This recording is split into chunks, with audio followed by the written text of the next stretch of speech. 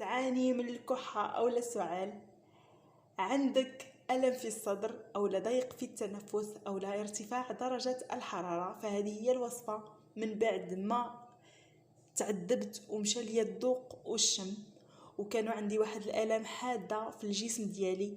الا كانوا عندك هاد الاعراض فما عليك غير بهاد الوصفه هادي وهاد المشروب السحري اللي من خلاله غادي تفكريني. فاذا كان عندك الم في الحلق، الم في الصدر، الم في الراس، الم في الجسم كامل، الدوخه او الكحه، ضيق في التنفس، حتى الناس اللي عندهم المناعه ديالهم ضعيفه، ما عليكم اخواتاتي غير بهذا المشروب السحري. وان شاء الله بغيتكم كاملين توصلوا هذا الفيديو هذا لعدد كبير ديال الناس باللايكات ديالكم بالبارطاج باش هكا كلشي يستافدكم الاجر ان شاء الله. فكيف ما قلت لكم حتى الناس اللي عندهم ارتفاع في درجة الحرارة، عندهم زكام، ألم في الرأس، ألم في الجسم، كيف ما قلت لكم كامل هاد الوصفة غادي تشكروني عليها. وحنايا كيف ما كنعرفوا ان هذا الجو المتقلب فكيخلينا دائما كنمرضوا، كيجينا الرواح، كتجينا الحمى، كتولي فينا الكحه او العطس. وحنايا كيف ما كنعرفوا اننا مقبلين على الشتاء، فهذه وصفه مضمونه ومجربه 100% فالمده ديال 3 ايام كتخلصوا من جميع مشاكل اللي غادي تعانيوا منها. ما تحتاجوش حتى لشي دواء انكم تشربوه نهائيا بهذه الوصفه هذه السحريه. وبطبيعة الحال هاد الوصفة فهي مكونات جد طبيعية وفي متناول الجميع. بقاو معايا وتبعوا معايا الفيديو حتى الاخير. نبداو الوصفه ديالنا كيف ما كتلاحظوا معايا على بركه الله. المكون اللي غادي نحتاج معكم اللي هو السمسم. السمسم كيف ما كنعرفوا فهو غني عن التعريف وكنديروه في بزاف ديال الوصفات الطبيعيه. فالسمسم له عده مزايا بالنسبه للصحه ديالنا، منها الا كانت عندك الكحه او الحمى الشديده او العطس او السعال الحاد، الا كان عندك ايضا الم في الصدر ديالك، الا كانوا عندك واحد الالام حاده في الجسم ديالك، عندك فيك الدوخه او ضيق في التنفس او لا المناعه ديالك ضعيفه، فما عليك غير بهذا المكون هذا السحري، المكون الرائع اللي كنسميه انا مكون طبيعي وكيعطينا نتيجه زوينه بزاف. فكيف ما كتشوفوا معايا فهاد له مزايا كثيره كثيره كثيره للصحه ديالنا. كيف ما كتشوفوا معايا المكون اللي هو السمسم كيف ما كتلاحظوا فهو غني عن التعريف ومتواجد في جميع البيوت. فهنايا غادي نبداو الوصفه ديالنا على بركه الله. غادي نحتاج معكم واحد الملعقه من السمسم، ما غاديش نحتاجو بزاف، فقط ملعقه من السمسم. الا كان متوفر عندكم هذا السمسم الابيض هانتوما كيف ما كتلاحظوا معايا فيمكن لكم تستعملوه، فما كاينش مشكل. اي سمسم متوفر عندكم ولا اي زنجلان متوفر عندكم يمكن لكم تضيفوه لهاد الوصفه هذه. ولا هنايا غادي ناخذ واحد الاناء اولا كاسرونه، غادي ندوز وغادي نضيف فيه الزنجلان كيف ما كتلاحظوا اولا السمسم. غادي نضيف فقط ملعقه على هذا الشكل. بطبيعه الحال غادي يكون مغسول ومنقي كيف ما كتلاحظوا. غادي نوضع عليه واحد المكون اللي هو سحري، مكون اللي هو رائع في هذه الوصفه اللي هو القرنفل اولا المسمار. فكيف ما كنعرفوا ان القرنفل اولا المسمار فهو غني عن التعريف وضروري في هذه الوصفه حيت النتيجه ديالو هائله. هنايا غادي نديروا واحد الكميه 3 حبات من القرنفل كيف ما كتلاحظوا اولا المسمار غادي نضيفوهم. وهنايا عندي واحد المكون اللي هو سحري في هذه الوصفه اللي هي كيف ما كتشوفوا معايا القرفه اولا الدارسين. فهي كتعرف بالدارسين يمكن في الدول العربيه، وحنايا في المغرب كنقولوا لها القرفه كيف ما كتلاحظوا. هنايا تقدروا تستعملوا هذه اولا هذه. غادي نستعمل منها واحد القطعه اللي تكون قد هكا. الا كانت عندكم مطحونه اولا مدقوقه فيمكن لكم تستعملوا واحد راس ملعقه صغيره ديال القرفه اولا الدارسين.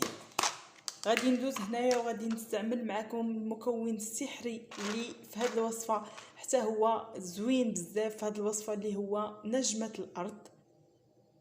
نجمة الأرض فيها واحد الرائحة زوينة وكتساعد بشكل كبير في التخلص من جميع المشاكل اللي ذكرت في الفيديو ما سبق ليا وقلت لكم كتخلصوا من جميع المشاكل، سواء سعال، سواء كحة، سواء حمى شديدة، عطس، الضيق في التنفس، الدوخه، اي مشكل كان عندكم فكتخلصوا منه بهاد المكونات هادو اللي كنحضر معكم. فحتى هي ما غاديش نستعملوا، نقدروا نستعملوا هاد الحبه الصغيره فقط على هذا الشكل هذا. ندير معكم واحد الكميه اللي هي معقوله، اللي من خلالها غادي تشربوها في يوم واحد، غادي تخلصوا من المشاكل كيف ما كانت اللي كتكون عندكم في الجهاز ديالكم، سواء جهاز تنفسي، سواء الراس ديالكم او الحمى او لا واحد اللي كيكون عندكم واحد الالام في الجسم ديالكم كامل. فبهذه الوصفه هذه السحريه غادي تخلصوا منها نهائيا وغادي تشكروني عليها مباشره. هنايا غادي نضيف تقريبا واحد الكاس من الماء يكون ممتلئ يكون يعني كاس ونصف تقريبا، باش هكاك يبقى لينا غير كاس واحد فقط في هذه الكميه. كيف ما كتلاحظوا من بعد ما كيغلى لينا وكيطبخ فكيتبقى لينا داك الكاس اللي غادي نتناولو. فهنايا حاجه اخيره اللي غادي نستعمل معكم، غادي ندير معكم زيت الزيتون. كيف ما كنعرفوا ان زيت الزيتون فهو غني بالفوائد وكنستعملوه بزاف بزاف بزاف في هذه الوصفات اللي كتكون طبيعيه، اللي كتكون وصفات للسعال او الكحه، فكنستعملوا زيت الزيتون بطبيعه الحال. ما غاديش ننساو هنايا غادي نستعمل واحد نصف ملعقه صغيره فقط في هذه الكميه هذه اللي وريتكم دابا. غادي نستعمل نصف ملعقه صغيره على هذا الشكل.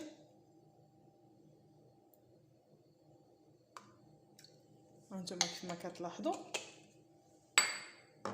فهنايا مباشره غادي ندوز وغادي نديرهم فوق النار ونكونوا مغطيين عليهم بطبيعه الحال. النار اللي تكون متوسطه، ما تكونش مهيله وفي نفس الوقت ما تكونش مجهده، باش هكا المكونات ديالنا ياخذوا المزايا ديالهم في هذا الماء هذا، ونحصلوا على واحد المحلول او على واحد المنقوع رائع اللي غادي نتخلصوا من خلاله من الكحه الشديده ومن المشاكل اللي ذكرت معكم في الفيديو. هنايا كيف ما كتلاحظوا زيت الزيتون اذا ما بغيتوش تضيفوه مع الخليط يعني في الاول، يمكن لكم تضيفوه كاخر مرحله، ضيفوه في الكاس اللي غادي تشربوا، غادي يكون احسن. انا بالنسبه ليا ما كنقدرش، فكنديرو قبل يعني قبل ما نبدا نشرب، يعني كنديرو مع المكونات وكنطبخوا فوق النار. هنا دابا غادي ندوز ومن بعد غادي نرجع معكم لتتمه الوصفه. المحلول ديالي كيف ما كتلاحظوا ها هو واجد. دابا مباشره غادي نصفيه على هذا الشكل كيف ما كتلاحظوا.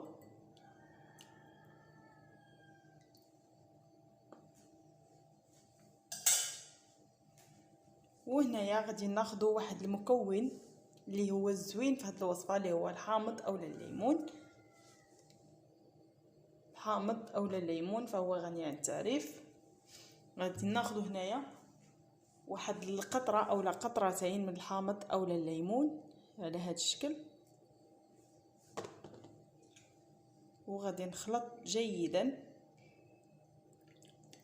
وكنحصلوا على هذا المحلول هذا السحري، المحلول اللي كنسميه انا رائع في هذه الوصفه، اللي غادي تحصلوا من خلاله على واحد النتيجه زوينه بالنسبه للناس اللي كيعانيوا من الكحه او السعال او الدوخه، ضيق في التنفس، المناعه ديالهم ضعيفه. فهذا المحلول هذا كيرفع لكم المناعه، كيهنيكم من الكحه او السعال. حنايا مقبلين على هذاك الجو المتقلب، على الجو اللي كيعطينا واحد الطاقه. دائما كنكونوا يعني هكا عيانين مسخسخين، دغيا يقدر يضربنا البرد. فهذا هو المحلول اللي يمكن لكم انكم تستافدوا منه في هذا الجو هذا. بالنسبه لطريقه الاستعمال فهي جد سهله بالنسبه للناس اللي غادي يتناولوا هذا المحلول هذا، فيمكن لهم انهم يتناولوه في الليل، يعني كاخر حاجه يتناولوه، يكونوا مغطيين عفوا جيدا باش هكا المحلول ديالنا يعطيهم واحد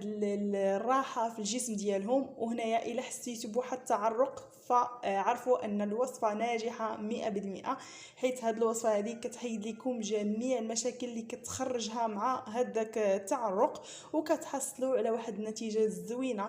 كيف قلت لكم من يوم حتى ل3 ايام في الاسبوع تقدروا ديروه.